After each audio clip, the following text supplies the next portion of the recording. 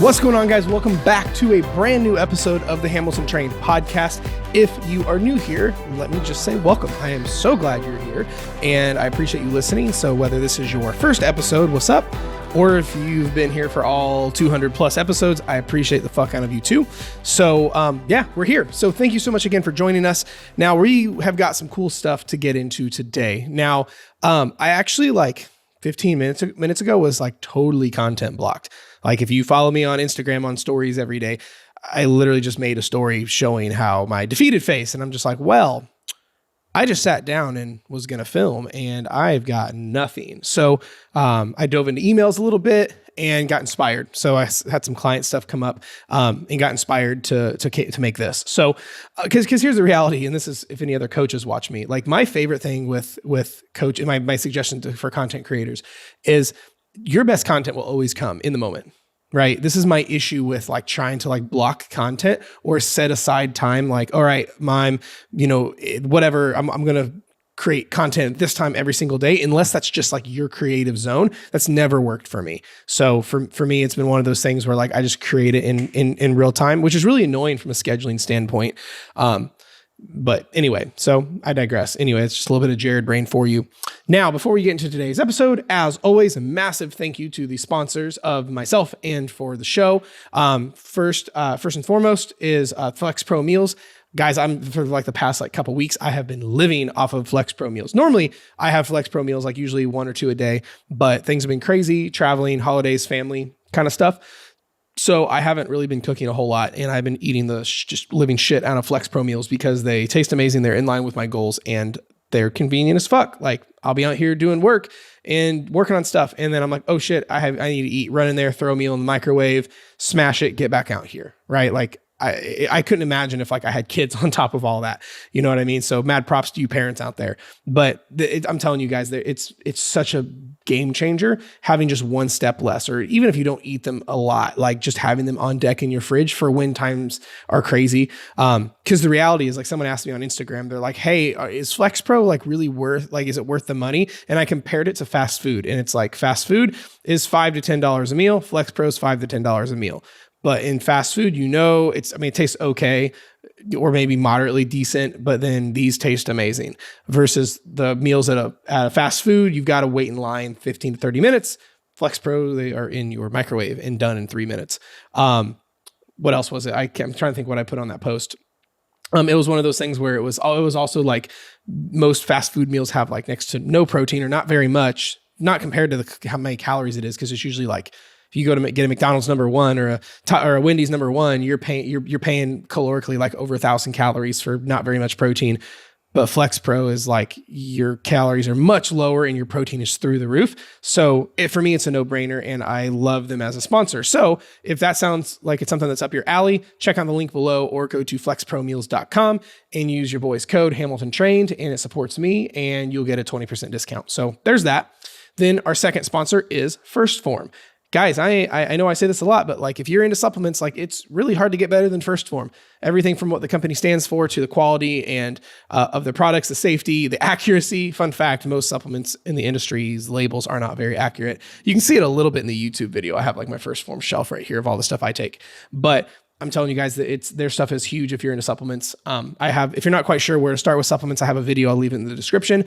But they can be a really great staple. Anything from a basic standpoint of just protein or a multivitamin, or if you're into glycogen replacements and pre-workouts and things like that, they've got you covered. I use a lot of their stuff. So check out the link below as well to check out what they have if you're interested in upgrading what you're taking. So otherwise, let's get into today's episode because I am so excited to talk about this. So like I said, I had no idea what to do today's episode on because I try to put out an episode every week. I'm trying to get back into that routine. So today though, I just had the hardest time getting my brain around what to do. But then I got into my emails and, talking with clients or people that emailed me or whatever the case is. And this kind of just hit me. So this is what I came out with. And I don't have a whole lot of notes on this. It's very, very actually just a bullet list. Because what we're talking about is some of the most unattractive, incredibly boring, yet strangely effective tactics that will 100% change your life in more dramatic ways than you think, which include fat loss. So you talk about a mouthful, because like for me, it's one of those things where like one of my mentors says, simplicity scales and fancy fails. And that's a little adage I use in like everything I do as much as I can. And like the answer to so many problems is in the basics, is in the fundamentals, is in like really not sexy tactics and strategies. It's the hard truth around most anything you want to achieve in, right? Like whether it's weight loss or money or scaling your business or like, raising your kids or dogs or whatever your thing is. I know this is, in this podcast, we talk mostly about like around weight loss and your mental health and emotions and things like that, but you can apply most of this to just about anywhere you go, right? So let's talk about this. So I have five specifics. These are the 5 off the top of my head of the most like unattractive and incredibly boring, like not sexy at all, but yet like so effective tactics that are going to change your life and your situation in more ways than you can think, which include fat loss. And I'm trying to roll up my sleeve. Fun fact, if you guys didn't know, I have now the podcast on YouTube. So I have been uploading like the raw footage of me filming this podcast to my YouTube channel. So the link is below if you would rather like watch this, watch the podcast, or like if you're one of those people who like to like put on like Rogan or, whatever crime junkie podcast, whatever you're doing, instead of listening or whatever, I would love to be on your living room TV screen. So by all means, go hit that. And you'll also be able to see the dope sweatshirt I'm wearing. It's my Christmas Santa Gangsta Rapper shirt. Get it? Like Gangsta Rapper, like wrapping paper. And I've got a Gangsta Santa on my shirt. Okay. Anyway, you know what? That's fine. You don't have to laugh. It's cool. Anyway, let's get into these 5 because I want to change your life in really boring ways. So that's what it's about. So here we go. Number 1 is the problem solution T. This is one of my favorite things ever. Problem solution T, or what I call your what's in control and what's not in your control T. Okay. If you are watching the YouTube video, I will have a little graphic pop up to like show you what I'm talking about. But for those that are not on the YouTube, video, I want you to do this. I want you to take on a piece of paper or visualize a piece of paper. And I want you to draw a T chart. You know what I mean? Like you have like column left, column right, subject lines, that thing. It's a giant T. Okay. On the left, you're going to put what is in your control as the title, what things in your control. And on the other side, you're going to put things not in your control, or put a giant check mark on one side and a giant X on the other. And my phone is continually blowing up. Anyway, sorry, I get distracted really easily. So here's what you're going to do. This is my favorite thing that you can do when you're in chaotic situations. This is for anything, but like we're going to keep it in the realm of like weight loss and like your mental and emotional health and transformation and all of that. So, this is the thing. You're going to take that and you're going to like, let's say you're going to grandma's house for Christmas, or you're in a crazy season at work, lots of overtime, whatever. And you're like, man, I don't know how I can keep my shit together and moving forward with my goals. So whip out this T. This is the epitome of what's in your control and what's not. Because most times when this is my solution to everyone, when we go into chaotic situations, you need to take inventory of what's in your control and what's not. Because what do we as humans have a tendency to do? We have a tendency to go, well, I have all these things that's outside of my control, so I'm going to hyperfixate on them. And then, which does nothing because you can't control it. But then you have all the things in your control, and all of a sudden we disregard that and don't really pay attention to that list. So we have all the things we can't control, and we're like, let's make it happen. And it's not, because it's out of our control. And then anything that could move our needle, proverbial needle in our situation, and ground us, we don't look at. See, isn't that interesting? This is why you have to take massive inventory over what's in your control and what's not. Chaotic situation solution is the problem solution T, or the what's in your control and what's not. Because again, you will naturally, as a human, hyperfixate on everything outside of your control. And it is a recipe for anxiety. All right. It's a recipe for more chaos. Versus when we go into a chaotic situation around anything, we have to take inventory of what is in my control actively right now that I can touch. What can I control? Make that list on one side, and then you literally take inventory of everything that you're freaking out about that is not in your control, and put that on the other side. Now you have these 2 beautiful lists. Okay, now you're going to take the list of everything in your control, take bold action, double down on that side of the list, and everything that's on the other side that is not in your control, kiss it goodbye, release it, let it go, take a big deep breath, burn it, whatever you want to do, because you are no longer giving mental energy to that. right? That's how it goes. You can only touch and spend your mental bandwidth on what's in your control and disregard what's not. And that's the massive solution to this. So it's like, if you ask like my clients and everyone in like my mentorship and the people I talk to, I use this and talk about this so many times. It's what is in your control. Fun fact, there's usually only a couple things. And if you're in chaos and just a crazy season of life, you only may have two things in your control, but that's all you need, right? Let's say it's overtime at work and like, or you're going to the holidays or you're going through a divorce and things are crazy. Well, you may not be able to get workouts in. You may not be able to like watch your food as close as you can. You might not be able to like do this or that or whatever, but you can control stopping when you're full. You can control walking around while you're on your phone. You can control going and like still taking 5 minutes in the morning to like get your headspace in order, or you can still control getting to bed on time, or whatever the case is. Everybody's situation is different. And those are really shitty examples, but you get what I'm saying. Doesn't matter what situation you're in. Like right now, when I'm filming this, the holidays are right around the corner and everyone's like, oh my gosh, how do I keep my shit together? I go, well, what's in your control at grandma's house? You can't control like what the food is. You can't control how many calories are in it. You can't control grandma, giving you 17 pieces of pie. Right? Actually, you can, but what can you control? You can control stopping when you're full. You can control not saying fuck it and disregarding your health for the next like 2 months. You can control getting your workouts in the rest of the week, right? There are so many things in your control, but again, ignorance is bliss. So most people don't want to know what that list is. So this is giving you a massive list of what's in your control and what's not. Okay, moving on. Number 2. This is really simple. This is the one that the email inspired. Just one foot in front of the other. Yeah, I told you these are boring and incredibly unattractive, but so effective. So, guys, I'm telling you, so many people forget about like the whole one foot in front of the other concept, right? I mean, especially if you've got big goals, or let's say things are not going very well for your goals. Just one foot in front of the other. Just only focus on today at hand. Just focus on the next task on your list. Just focus on the next step. We have a tendency to get overwhelmed and get anxiety and debilitated by the process, or by the end goal, or by a timeline, or by things not going the way we want, or by expectation. But like, forget all that. Just focus on next step. Dope. Then next step. Sweet. Then next step. That's it. Right? It's almost like you're driving to vacation, but you only do it in the nighttime. So all you see is the 15 feet in front of you from your headlights. That's it. One foot in front of the other. Doesn't matter what's going on. Especially, I would argue, if things are extra crazy, extra chaotic, extra overwhelming, extra debilitating, you need to use the whole one foot in front of the other concept even more. Just focus on, all right, what's my next step? Okay, what's my next step? Just win my next step. All right, just today. Then you wake up tomorrow. Just today. It's the whole win the day concept. Just today. That's it. All right. Next, being present. Holy hell. You want to talk about an unattractive and incredibly boring subject, but that's so effective. And this is one that I struggle with the most. Guys, all the magic is in the present moment. I know it sounds airy-fairy and I know it sounds quirky, but like, it is so true. And I would argue most of your problems are coming from anything but the present moment. Right? Think about when you say fuck it and you're just like, you know what? Things are crazy right now. Fuck it. I'm just going to get started in January or next week. Like, whoa, hang on.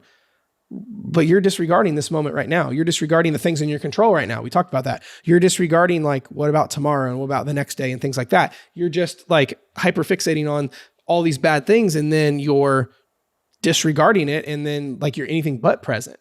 You see what I mean? Think about when people, like as a coach, we get this all the time where it's like, someone's like, well, what happens when I quit losing weight? What happens if this deficit doesn't work? What happens if, we implement this? And then what happens when I plateau? It's like, hold on, Sarah. We're not there yet. Focus on what's in front of you right now. Because you have to understand, when we get anxiety as a general rule, it's when we're anticipating the future. We're looking for the bad thing to happen. We're playing the what if game. It's in the future. Anxiety is totally in the future. Well, being sad and depressed is in the past. How often do you go, oh, well, that's just how I've always been? Or, you know what? Last week was so bad, and you keep beating yourself up for when you overate last week. Or you're like, well, I've always been a binger. And so because you've binge eaten for the past 10 years, you now identify as a binger. Like, stop. Now, what's in the present moment right now? Think about it. How often do you like spend time with your kids, for those parents watching and listening? Spend time with your kids, but all you're doing is thinking about work tomorrow, or the argument you had with your partner this morning, or the emails that you still haven't gotten to. Well, now you're with your kids and you're not present, right? Or how often are you at work and you're just focusing on when you can go home? right? Isn't that crazy? This is what we do. We all are like addicted to the future. This is something that I struggle with personally. It's this whole addiction to the future thing. Like we wake up and we're like, I got to hurry through my morning bullshit so I can get to work. Then you're at work and you're like, I just got to hurry up and get through work so I can get home and be with my kids. Then you get home with your kids and you're like, okay, well, I got to hurry up and finish with the kids so I can spend time with my partner. I got finished time with my wife and now I got to like get ready for some quiet time and then go to bed. Well, now I got to hurry up through my quiet time watching TV and eating so I can go to bed and get ready for work. Okay, now I got to hurry up and get to sleep because it's going to be late and I won't get enough sleep for work. And then you wake up, okay, I got to hurry through my morning routine so I can get to work. Lather, rinse, repeat, welcome to life. It's terrible. So what if you were present during every part of that?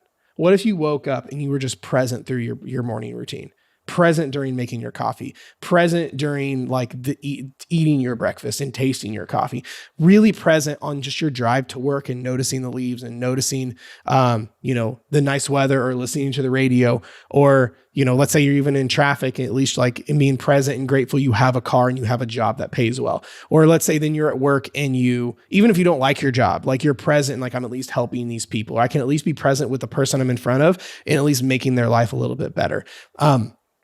It's and then actually I was going to give it another analogy, but we'll hold off on that. Sorry, I'm just kind of talking out loud. And then let's see. Sorry, I lost train of thought. Then we get after that. Then you're going home, right? Then you're present on your drive home. Then you get home, and now you're present with your kids. And all you're doing is thinking and focusing about them because you left the work at the office. Then you're present with your time with your partner. Then you're present when you go to bed and everything on that front. Do you see how like much better that goes?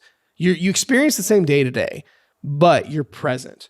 Again, guys, this is something I struggle with. I have a hard time being where my feet are, but it's one of the concepts of be where your feet are. If your feet are there, be here. Like I'm doing everything I can do to forget about everything else I have to do today and be right here with you on this episode. You see what I mean? So being present. Next, sitting in silence. Woo, buddy. You want to talk coming from somebody with ADHD? This is a hard one. Guys, there's one of the most tactical things you can do is sit in silence because we don't do it. Right? There's so much, think about it. When does like clarity and the magic happen for you with like ideas or solutions or problems or getting the answers you're looking for? It's usually like in the shower. It's usually on your drive home. It's usually whatever, but we're never quiet. We're never like, to be honest, alone with ourselves with our undivided attention on us, right? That's a big problem. It's one of the best things that you can do, even especially in weight loss, is sit with yourself. Think about it. Like when people struggle with like sabotage or binge eating or emotional eating or mindless eating, it's because we don't like being alone with our suck, right? Imagine like never going to the bathroom because you didn't like being alone. Well, that would turn into a really messy situation. It's the same thing with you mentally and emotionally. You need time to mentally and emotionally dump.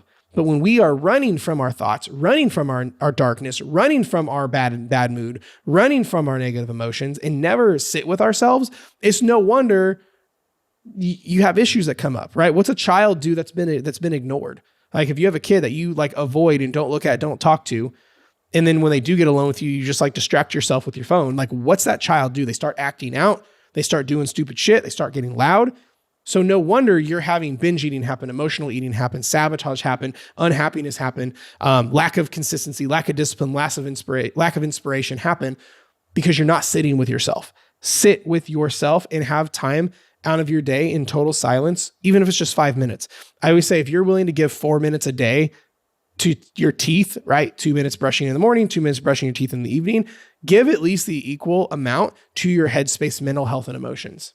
Next, number 5, very along the lines of the sitting with yourself is writing out your feelings. Such a big deal. Writing out your feelings. I know you guys are like, all right, Jared's drank the corny juice today. Maybe I have, but this is tactical as shit, right? You have to understand most of you watching this have been taught to bottle up what you feel. But that's the problem is your feelings and your thoughts. The problem is if you believe everything that you think and feel, that's an issue. Imagine if you told your kid everything they think and feel is true. Well, that would all be terrible. But most people go through life thinking everything they think and feel is true, right? They think they're worthless, so they are worthless. They think they're a lost cause, so they don't chase their goals. They think it's too late for them, so they live unhappy and unfulfilled. They think they aren't making progress, so they don't see the progress they're making. You see what I mean? and things become a self-fulfilling prophecy. That's the problem. You have to understand that not everything you think is true. Not everything you feel is true. And you also have to understand that in the same way, you will kind of do the equivalent with like going to the bathroom. I know it's a gross analogy, but like, what do you do when you feel like, let's say you eat some bad chicken or even good chicken? We all take a shit every day, right? Like what happens when you eat food and then you feel like that feeling in your hip region and you go, ooh, something's in, it needs to come out and I need to go to the bathroom, right? You have no problem going to the bathroom, taking a piss, taking a shit and flushing it down the toilet, and that's it. Your brain and emotions are the same thing. You need an emotional dump. You need a mental dump where you can get everything that's in your heart, on your mind, or in your gut on paper. Guys, it's why like almost every client we work with that's really struggling with stress and emotional stuff and all these things, we have them get into journaling. I did an entire episode on it. I think it's 204, on meditation and journaling 101, because it's the first time you're probably going to hold space for what you feel. You see what I mean? This is why it's so important, because it's, I think it was Mel Robbins. I'm reading her book right now. She gave a great example of this and an analogy that I wish I could take credit for. She talked about laundry, how like it's impossible to do a load of laundry without creating lint, right? It's impossible to do a load of laundry without getting lint in the lint trap. But you can, in the same way, you cannot go through a day in the life of you without creating mental and emotional lint, right? It's why there's a lint trap in your dryer and you empty it. But when was the last time you emptied your lint trap in your mental and emotional life? You probably haven't. So this is why you're short with your partner, snap on your kids, are uninspired at work. You're kind of depressed all the time, why you have trouble showing up for yourself, why you have worthiness issues, why you try to hide from your emotions with food or with cleaning the house or with productivity or with your phone or whatever. Do you see the issue here? This is why one of the other best things you can do is write out your feelings. Like literally, I have take a journal. Like I have a journal that I do this specifically in, where you're just, the only agenda is, what do I feel right now? And write about it. Literally write out what you feel. You could be like, well, I feel sad. Write about how sad you're feeling. If you feel overwhelmed, write about it and talk about it as if it was to a friend. If your best friend came to you and needed to just vent and talk, you would go, that sucks. Yeah, totally get that. Man, I can't believe they said that. You would listen. You would let them get it off their chest. Get it off your own chest and quit trying to bottle things up. Okay, so that's the 5. So to recap, number 1 was the, like what I call the problem solution T, or the what's in my control and what's not T, right? Number 2 was one foot in front of the other. Number 3 was being present. Number 4 was sitting in silence. And number 5 was writing out your feelings. Okay, those are the 5 most unattractive, incredibly boring, but yet strangely effective tactics that will 100% change your life in more dramatic ways, which includes fat loss. Because guess what? Those are going to change who you are and the way you think and the way you feel. And you are the foundation you take everywhere, to your friendships, to your marriage, to your kids, to your weight loss, to your food, to everything. Okay. Now, before we go, first of all, thank you for watching. I really appreciate it. Second of all, I know it's a little bit, let's see, it's December 3rd when I'm filming this. So I have a humongous announcement or two coming around Christmas time in January 1. Like, holy shit announcements. Like I'm just going to say you're not going to want to miss it. And if you do miss it, you're going to like kick yourself for it. Like, again, mark your calendars for right around Christmas time in the January 1 time, like beginning of the year, because I got some really cool stuff coming your way. So otherwise, be sure and check out all the links in the description. I've got a bunch of free stuff down there for you to help get you started in the right place. I've got the links to like the video over on my YouTube. I've got like my fat loss course. I've got my free Facebook community where you can get a little bit more help and have more access to trainings like this and things like that. And if you're like, yo, I'm really stuck and I need more actual help from a person, then you can always apply for coaching and it's down there too. But otherwise, thank you so much for watching, and I'll talk to you next time.